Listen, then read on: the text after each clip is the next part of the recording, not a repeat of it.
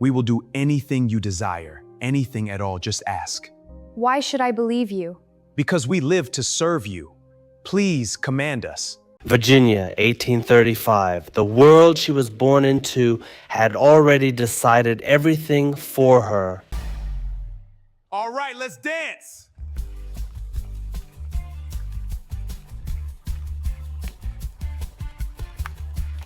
Her future, her role, even her emotions. Her name was Charlotte Whitmore, 18 years old, daughter of one of the wealthiest plantation owners in Virginia. From the outside, her life looked perfect, silk dresses, grand halls, servants at her command, but inside she felt nothing because everything around her was controlled.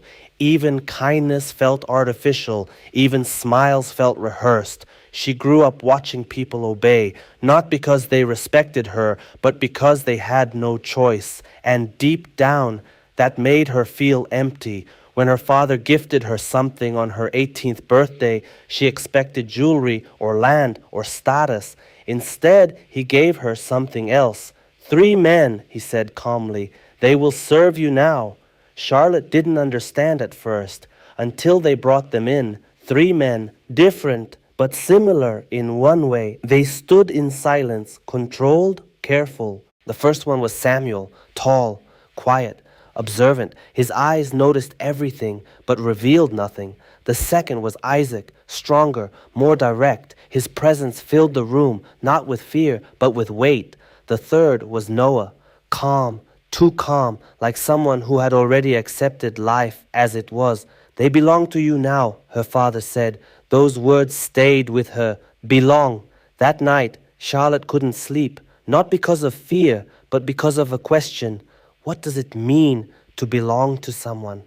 The next morning, she made a decision. She would not treat them like property, not out of rebellion, not out of kindness, but because something inside her refused to accept it. At first, they didn't believe her. When she spoke softly, they stayed silent. When she asked questions, they answered carefully. When she told them they could rest, they didn't move, because they weren't used to freedom, even in small forms. Trust doesn't appear instantly. It grows slowly, painfully. Days turned into weeks. Charlotte stopped giving orders. She started having conversations, simple ones at first. Do you read? Where are you from? What do you remember most? Samuel was the first to respond, carefully, measured. I remember my mother, he said once, and then not seeing her again. That answer stayed with her, because for the first time she saw not a servant, but a human life. Isaac was different. He didn't trust easily. He watched her, always, not with fear, but with caution. You don't understand this world, he told her once. Then help me understand, she replied. That answer changed something. Noah was the hardest to read because he never showed resistance, but he also never showed belief. Until one evening when Charlotte fell, her dress caught on the stairs, she slipped hard. Pain shot through her leg. For the first time, she needed help. And in that moment, everything changed. Samuel was the first to move. Isaac caught her before she hit the ground again. Noah supported her carefully, not as servants, but as people who cared. That moment broke something, not physically, emotionally, because Charlotte realized something powerful. She had always been surrounded by people, but never truly supported.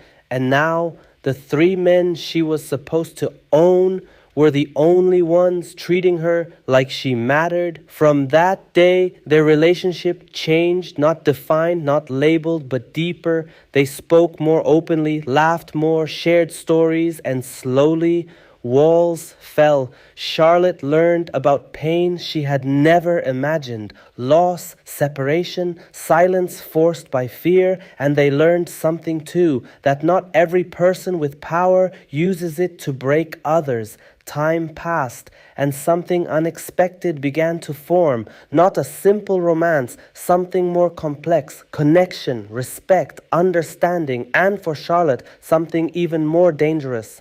Feelings, not based on control, not based on ownership, but on equality, which made them impossible. because the world outside that plantation would never accept it. One night, everything changed. Her father found them, not doing anything wrong, just sitting together, talking, laughing. But that alone was enough. "What is this?" he asked coldly. Charlotte stood up. "This is the first honest thing in this house." Silence, heavy, dangerous. "You're forgetting your place," he said. "No," she replied quietly. "I'm finally understanding it."